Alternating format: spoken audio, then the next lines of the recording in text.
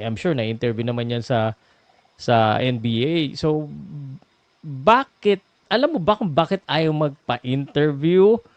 And what can the PBA do for him to face the media or the fans? Okay, my first reaction to this, yung nakita ko yung story na ayaw magpa-interview, ilag daw sa mga fans. My first reaction was to be mad at Ball. Sabi ko, naku, Mm. swapang to ah. Swapang to ah.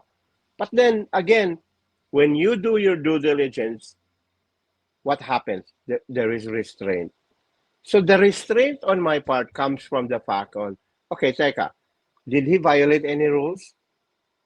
Is there a specific rule in the PBA na kailangan mo kausapin ng media after the game? So Mhm. tinanong ko yung isang mga PBA panelists, isa sa mga broadcasters nila sa Pilipinas Live at saka sa 1PH. So tinanong ko. Mm. Ayaw niya magpa-identify kasi nga, alam mo na, pag ma-identify ka rin, Homer Sison, baka akalain ng PBA, kalaban ka rin ng PBA. Mm. So, Mm. sabi niya sa akin, wala naman daw.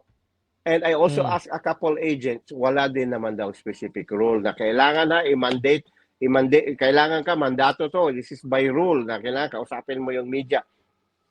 Ang word na ginamit, Pao, was encouraged.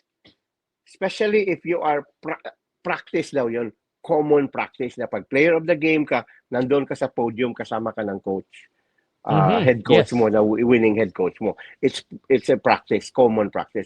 And it was also encouraged na magpa-interview ka sa Signal or whoever is the broadcast carrier after the Mm. game. Pag ikaw yung best player, courtside interview, just like the NBA.